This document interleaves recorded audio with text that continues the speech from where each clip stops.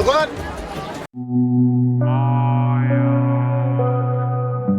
Ikkinchi jahon urushiga ketgan nemis erkak Sovet ittifoqi tomonidan asirga olinib, dahshatli qiynoqlarni boshdan kechiradi. Lekin nemis u yerdan qochib, O'zbekiston orqali o'z davlatiga ketishga muvaffaq bo'ladi. Voqealar rivojini albatta filmni oxirigacha ko'rib bilib olamiz. Hammaga salom do'stlar, siz Kino Time kanalidasiz. Bugun biz sizlarga dramatik triller Gulagadan qochish filmi haqida aytib beramiz.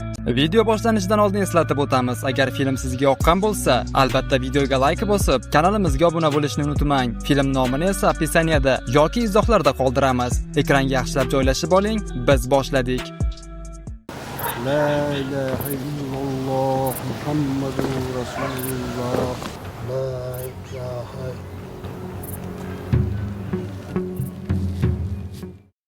1944-yil Germaniya, Bavariya shahri. Ayol urushga ketayotgan eri bilan xayrlashib, unga homilador ekanini aytadi. Erkak esa yangi yilgacha uyga qaytib kelishga va'da beradi. Ammo keyingi kadrda 1945-yilning yozida Sovet ittifoqi sudi hukm o'qimoqda. Clemens Forel partizanlarga qarshi janglarda sodir etilgan jinoyatlarda aybli deb topiladi va 25 yil majburiy mehnatga yuboriladi. Обвиняемый приговаривается к 25 годам принудительных работ. Asirga olingan nemislar muzlab ketgan yuk vagonlarida shimolga olib ketilmoqda. Sovuqdan kiyimlar devorga yopishib qolgan. Odamlar esa o'zlarini yon tomonga burishga ham qodir emas, chunki ularning orasida allaqachon o'lganlar ham bor. Bu paytda Bavariyada Forelning rafiqasi qizil xochdan xat oladi. Unda eringiz haqida hech qanday ma'lumot yo'q deb yozilgan edi. Forel esa sovuqdan qotib borayotgan vagon ichida Jeneva tomon olib ketilmoqda. Sheriklaridan biri bu SSSRning eng chekka muzliklar bilan qoplangan hududi ekanini aytadi va shu payt poyezd to'xtaydi. Mahbuslar stansiyaga yetib kelishdi. Ularni vagondan tushirishmoqda. Mahbuslar vagondan tushiboq, qor yeb, chanqoqlarini bosishga harakat qilishadi. Chunki ular 3 kundan beri tuz totmagan edi. Keyin esa o'liklarni tashqariga chiqarish buyuriladi. Forel xayolga cho'mgancha xotini va bolalari haqida o'ylamoqda. Ertasi kuni mahbuslar qator bo'lib, qorli tekislikdan o'tib, harbiy asirlar tomonidan lagerga olib ketiladi. Jeneva bo'g'zi 1946-yil.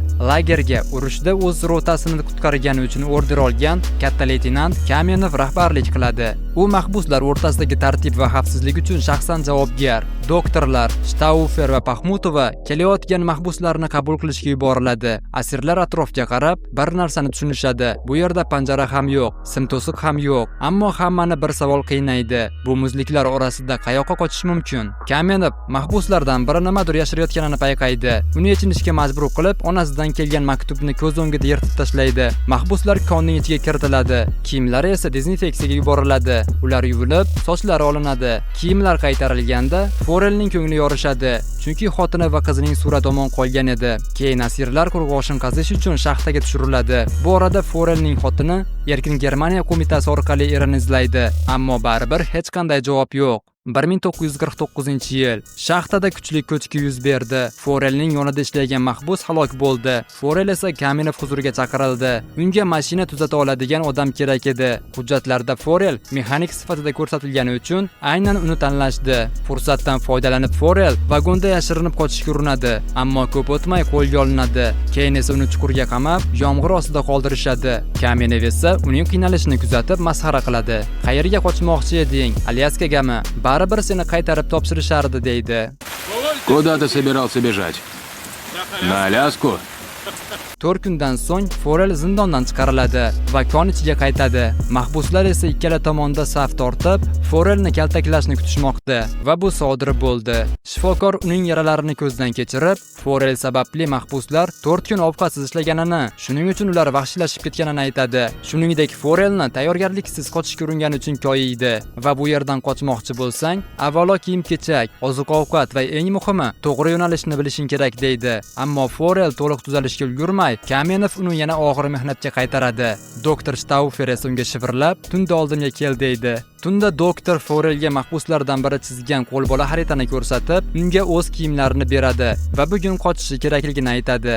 Doktor yaqin atrofga bir oz oziq-ovqat yashirib qo'yganini aytib, Forelga yashiringan joyni tushuntiradi. Aslida bu qochishni doktorning o'zi amalga oshirmoqchi bo'lgan, ammo endi u bunga qodir emas, chunki u rak kasaliga chalinib qolgan edi. Tez orada Forel doktor yashirgan oziq-ovqat joyini topadi va yo'lga tushadi. Ertasiga Kamenov shifokorning xonasiga bostirib kirib, uni o'lik holda topadi. Yonida esa bo'sh shpris yotardi. Forel keng dala bo'ylab yurayotib, uzoqdan itlarning hurishini eshitadi. Bu uni quvib kelayotgan askarlar edi. Birozdan so'ng Forelni ushlash uchun yuborilgan patrul ham qaytadi. Ular 5 kun yo'lda bo'lishgan, ammo Forelni topisha olmagan. Ular Forel allaqachon qorlar ichida o'lgan deb hisoblashmoqda. Lager boshlig'i esa Kamenovni ayblab, topshiriqni bajara olmaganini aytadi. Ammo Kamenov qat'iy holda Forel tirikligiga ishonardi. Forel esa oldinda turgan ulkan ko'lga duch kelib, uni qanday kesib o'tishni bilmaydi. Shu payt qirg'oqda yotgan ulkan mors tovushi unda umid uyg'otadi. U hayvonni quvib borib, o'ldirmoqchi bo'ladi, lekin tasodifan yaxlagan suvga tushadi. Shuningdek, oyog'ini ham shikastlaydi. Umidsizlik og'ushida oxirgi marta o'q uzadi va buni uddalaydi. Keyin Forel morsni yorib, uning iliq ichiga kirib, biroz bo'lsa ham muzlagan oyoqlarini isitadi. Bu orada Kamenov barcha stansiyalarga qochqin to'g'risida xabar yuborishni buyuradi. Ertalab esa kuchli bo'ron boshlanadi. Forel o'rmon ichiga kirib, panoh topmoqchi bo'ladi, ammo to'satdan ulkan daraxt uning ustiga qulab tushadi. Hushiga kelganida esa uning atrofini bo'rilar o'rab olganini ko'radi. O'zini qutqarish uchun daraxtga tirmashib chiqishga majbur bo'ladi. Endi u o'z o'limini kutayotgandek edi, lekin shu payt to'pponcha ovozi eshitiladi. Xayriyatki, Forelni ikki ovchi, Kolka va Alyoshka qutqaradi va o'zlarining kichik qishlog'iga olib boradi. Ulardan biri unga, "Bu yerda hech kim senga tegmaydi. Avval o'zingga kelib ol" deydi. Hushiga kelgan Forel ularga kim ekanligini aytib beradi. Qishloqdagi ayollardan biri Beva Irina unga yordam berib davolaydi.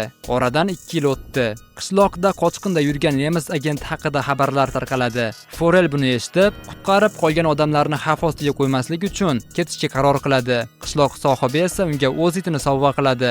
Endi Forelning yonida sodiq do'sti bor, Argish laqabli it. 1951-yilning yozi keldi. Bir kuni Forel va Argish daraxt kesiladigan maydonga borib, ish izlayotganini bildiradi. Forel o'zini baltikalikman deb tanishtirib, 8 yil qamoqda bo'lganini va endi yashash uchun ish izlayotganini tushuntiradi. Ish beruvchi esa Foreldan hujjatlarini so'raydi. Forel esa unga hujjatlarini pochta orqali yuborishadi deb ishontiradi. Shunday qilib Forel taxta yetkazib beradigan poyezdga yuklovchi bo'lib joylashadi. 1952-yilning avgust oyida Forel Markaziy Osiyoga, ya'ni O'zbekistonga yuk olib keladi. Fursatdan foydalanib Forel shu yerda qolishga qaror qiladi. Oradan kunlar o'tdi. Forel o'zbek bozorining shovqin-suronida, nochor va qorni och holda, ammo sotib olishga puli yo'q holda bozor bo'ylab aylanmoqda. Shu payt non sotayotgan qizlar uning ahvolini tushunib, unga bir parcha non berishadi.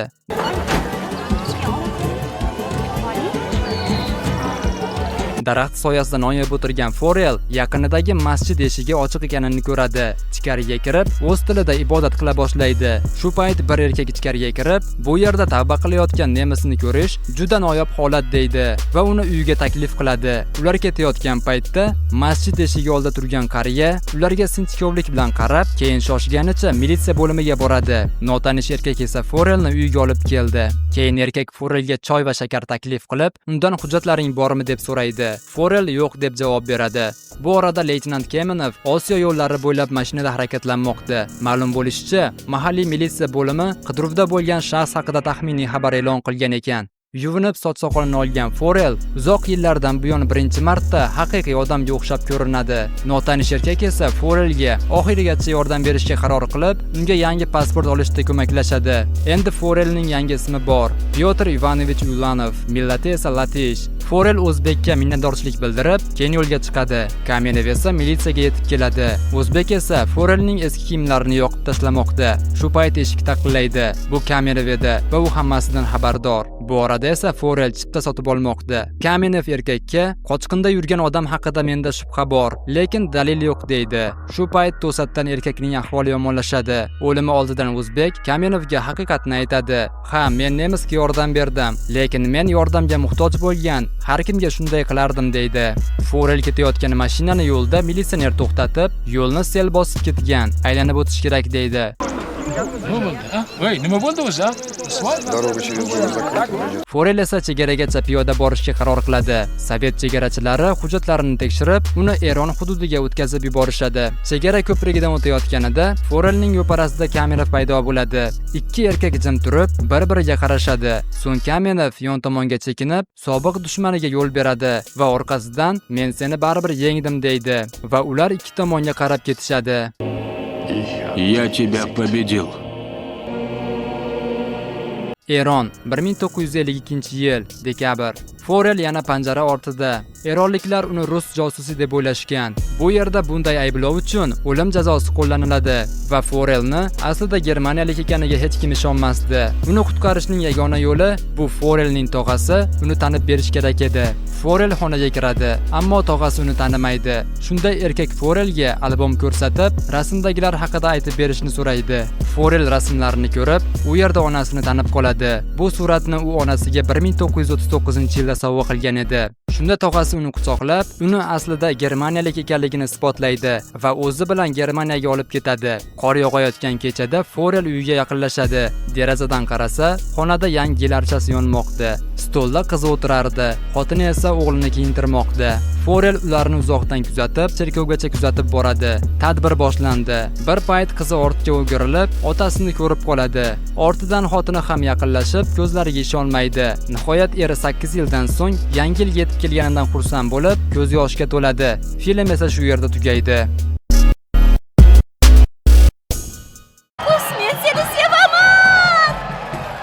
Qadimgi Rimda qullarning hayoti naqadar ayanchli bo'lganini hatto tasavvur ham qila olmaysiz. Yosh va jozibali qizlar zodagonlarning shahvoniy zavqlari uchun o'yinchoqqa aylantiriladi. Aksariyat qullar esa konlarda kunu-tun ishlashga majbur bo'lgan, toki so'nggi qon tomchisigacha siqilib olinmagunicha. Hammaga salom do'stlar, siz Kino Time kanalidasiz. Bugun biz sizlarga Spartak Ilohlar arenasi filmi haqida aytib beramiz. Ekranga yaxshilab joylashib oling, biz boshladik. Men bunga o'zim guvoh bo'laman. Rimliklar zo'ravon va qonli gladiator janglariga mutlaqo oshno edi. Boylar va hokimlar arenalar qurib, gladiatorlarni yollab, ularni qonli janglarga tayyorlashni o'zlariga zavq deb bilishar edi. Shu tarzda Ludius nomli gladiator tayyorlash lageri butun boshli sanoatga aylana boshladi. Qul egalari eng kuchli qullarni saralab, ularni professional tayyorgarlikka yuborishardi. Faqat ko'p bosqichli saralash va sinovlardan muvaffaqiyatli o'tganlargina gladiator unvonini olishga loyiq deb topilardi. Ular uchun o'lim bilan yuzma-yuz janglarni uyushtirish nafaqat tirik qolish yo'li, balki eng oliy sharaf edi. Kvint ham ko'plab Ludius egalari qatoridan biri bo'lib, uning ajdodlari mashhur chempion gladiatorlarni tayyorlagan. U arenadagi oilaviy mavqeini mustahkamlashni juda istaydi va bu yo'ldagi eng katta boyligi uning yetakchi gladiatori, film qahramoni Gannikusdir. Gannikus ikki qilich bilan jang qiladi, himoyani butunlay rad etgan. Unda o'ziga ishonch va yovvoyilik baralla sezilib turadi. Ammo jinoyatkorona jilmayishi yosh qizlarni maftun etadi. Erkaklarda esa hasad uyg'otadi. Kvint asosiy tomoshabinlar, zodagonlar joylashadigan tribunalda hali VIP mehmonlar kelmaganini ko'rib, Gannikusga jangni erta yakunlamaslikni eslatadi. Ammo olomonning qarsak va hayqiriqlari shunchalik kuchli ediki, Gannikus instinktga quloq solib, raqibni hayotiga nuqta qo'yadi va arenadagi muhitni yuqori cho'qqiga olib chiqadi. Aynan o'sha paytda Kapuya shahrining naibi va zodagon sardori Tullius nihoyat arenaga kirib keladi. Shunda Kvint noqulay vaziyatga tushib qoladi. Kvint bu jang orqali Tulliusda yaxshi taassurot qoldirib, Kapuaning yaqin orada qurib bitkaziladigan ulkan arenasida o'ziga joy ta'minlashni umid qilgan edi. Garchi bu maqsadga erisha olmagan bo'lsa-da, g'olibni mukofotlash zarur. Ki yosh va chiroyli cho'ri hamda bir shisha sharob Gannikusga rohatlanish uchun yetarli edi. Ayni paytda boshqa gladiatorlar jazirama quyosh ostida, qamchi tahdid ostida mashq qilishga majbur bo'lishadi. Gannikus esa ichkarida ikki ayolga qarshi yakka jang qilish bilan shug'ullanmoqda. Ko'chada esa Kvint tasodifan ko'chada jang qilayotgan Keltik qul Tulliusga tegishli ekanini eshitgach, darhol uni 10 baravar yuqori narxda sotib olishni taklif qilib, shu yo'l bilan Tulliusga yaqinlashmoqchi bo'ladi. Gannikus esa kechgacha cho'rilar bilan bo'lgan jangini nihoyat tugatdi. Melita esa uni uzoq vaqt davomida tashqarida kutgan edi. Uning eri Enomi ham afsonaviy gladiatorlardan biri bo'lib, Gannikusning yaqin do'sti hisoblanadi. Enomi bir vaqtlar o'lim soyasi bilan mashhur gladiator bilan jangda jarohat olgan. Endi u tuzalib, arenaga qaytishga tayyor. Shu orada Gannikus bilan jang qilib chiqqan ikki qul qiz sheriklariga Gannikus bilan bo'lgan janglari haqida hayajon bilan aytib bermoqda. Shu payt Melita kelib, ularga Gannikus masalasida shoshilmaslikni va uning bulbulchasi o'lchamidan hayratga tushmaslikni muloyimlik bilan aytadi. Habash erining o'lchami Gannikusnikidan 2 baravar kattaroq ekanligini maqtangan holda eslatadi. Yarim tunda Kvint hanuzgacha Tulliusdan hech qanday qanday minnatdorchilik eshitmaganidan va bu ishi uchun pullarini isrof qilganidan afsusda. Biroq Lucretia uni yupatib, yangidan kuch bag'ishlaydi va yangi reja tuzishga yordam beradi. Kvint o'lgurga bu yoqib tushadi va darhol xotini bilan reja tuzishni boshlaydi. Bu orada esa Gaya ularni ehtiros bilan kuzatib, bir nimalar qilgisi kelib ketadi. Ertasi kuni Kvint tasodifan Tullius tez-tez boradigan go'sht do'konining yonidan o'tadi. Keyin u Tulliusga sifatli qulni sotib olish imkoniyati uchun minnatdorchilik bildiradi. Afsuski uning raqibi Vedius ham o'sha yerda edi. Vedius Kvintni keraksiz qul uchun ortiqcha pul to'lagan ahmoq sifatida masxara qiladi. Kvint esa o'zining tayyorlangan gladiatori, hatto ko'zi bog'langan holda ham Vediusning eng yaxshi jangchisini yengishini aytib, javob qaytaradi. Bu masxaradan g'ururi toptalgan Kvint Vediusni ochiq jangga chorlaydi. Ularning bahsini to'xtatish o'rniga Tullius bu jangga rozi bo'ladi. Enome hali ham o'zining kuch-qudratini isbotlamoqchi bo'lsa-da, Kvint bu imkoniyatni Ganikusga beradi. Hafsalasi pir bo'lganiga qaramay Enome do'stini chin dildan tabriklaydi. Kutilayotgan shonli jangga unchalik ahamiyat bermagan Ganikus esa qirg'oq bo'yida ichimlik ichib qo'shiq aytmoqda. U allaqachon qul hayotining mohiyatini anglab yetgan. Bugun ich, ertangi tashvish ertaniki. Jang gavjum bozor maydonida bo'lib o'tadi va bu katta olomonni jalb qiladi. Bu aynan Kvintning istagidagi holat edi. U shu orqali Vediusga saboq berib, o'z Ludiusning obro'sini oshirishni ko'zlagan. Kutilganidek mashhur Ganikusning sahnaga chiqishi olqishlar bilan kutib olindi. Vedius esa unga qarshi eng kuchli gladiatori, Ganikusdan uzoq vaqtdan beri nafratlanib kelgan Attoni jangga chiqaradi. Tullius va magistr jang boshlanishini e'lon qilmoqchi bo'lganida, Vedius gap boshlab, "Ko'zingni bog'lamaysanmi? Axir bu sening gaping edi, shunday emasmi?" deydi. Kvint esa bu savoldan dovdirab qoladi, chunki Vedius bu gapni chinakamiga jiddiy qabul qiladi deb o'ylamagan edi. Ammo Tullius bu shartni tasdiqlaydi. Kvint esa tang holatga tushadi va yolg'onchi degan nom olish niyati yo'q. Lekin eng kuchli gladiatorga ko'zi bog'langan holda qarshi chiqish o'z joniga qasd qilish bilan barobar ekanligini tushunardi. Kvint ikkilanayotgan paytda Ganikus hech qanday qo'rquvsiz bu adolatsiz shartni qabul qiladi. Bu orada o'z xo'jayini sharmandali holatga tushganini istamagan Otto gladiatorlik g'ururidan voz kechib, jangga tayyorligini aytadi. Ganikus ko'zi bog'langan holda qilich bilan jang qilish xavfli ekanini biladi. Biroz jangdan so'ng raqibiga qo'li bilan hujum qilib, undan qilichni olishga urinadi. Jang avjiga chiqmoqda. Zarba Ganikusni deyarli hushidan ketkazdi. Ganikus ketma-ket zarbalar yeyotgan paytda Kvint xavotirlana boshlaydi. Vedius esa o'z ayyorligidan mamnun holda tabassum qilmoqda. Ammo jangdagi vaziyat har lahzada o'zgarishi mumkin. Otto mixolib Ganikusning yelkasiga sanchdi. Shunga qaramay Ganikus taslim bo'lmaydi. Ottoning boshiga ketma-ket zarbalar berib, so'ng qilichi bilan Ottoni bo'ynini uzib tashlaydi. Ganikus yana bir shiddatli g'alabani qo'lga kiritdi. Vedius esa to'liq mag'lub bo'lgancha indamay ortga chekinadi. Kvint orzusiga erishdi. Tullius esa uni yangi arena bo'yicha muzokaraga taklif qiladi. Keyin Ganikus qullarning olqishlari va hurmati ostida kirib keladi. Kvint esa xursand bo'lib uyga qaytmoqda. Lucretia hayajon bilan sharob quyadi. Gaya esa Kiprdan olib kelingan iPhone'ni sharbatga qo'shmoqda. Niyati esa gruppaviy jang qilish. Ammo Kvint ular bilan bayram qilish niyatida emas. Chunki u Tullius bilan uchrashuvga oshiqmoqda. Lekin u ehtiyotkorlik bilan qilingan tuzoqqa qadam qo'yayotganini bilmasdi. Aslida Tullius Kvintga yangi arenada joy berishni niyat qilmagan ekan. Uning yagona istagi kuchli va mashhur Ganikus edi. Shunda Tullius, "Men senga uni sotib olishni taklif qilyapman, muzokara emas" deydi. Tulliusning tahdidiga qaramay, Kvint Ganikusni sotishdan qat'iyan bosh tortadi. Bu esa Tulliusni qattiq g'azablantirdi. U qo'riqchilarga ishora qilib, Kvintning askarini tinchitishni buyuradi. Keyin Kvintning boshiga xalta tashlanib, shafqatsizlarcha kaltaklanadi. Uyda esa Lucretia va Gaya iPhone og'ushida kayf qilishmoqda va Kvintning boshiga tushgan ofatdan mutlaq bexabar. Tullius uni yanada xo'rlash uchun ustidan siyadi va taklifni o'ylab ko'rishni eslatib ogohlantiradi. Kvint ular holda uzoqda qad ko'tarib turgan Capua arenasiga qarab, qalbida nafaqat orzu, balki qasos alangasi ham avj oladi. Filmning esa birinchi qismi shu yerda tugaydi. Do'stlar, agar kino sharh sizga yoqqan bo'lsa va filmning ikkinchi qismi chiqishini xohlasangiz, izohlarda buni yozib qoldiring. Agar ushbu video 1000 ta like to'plasa, biz albatta ikkinchi qismini chiqaramiz.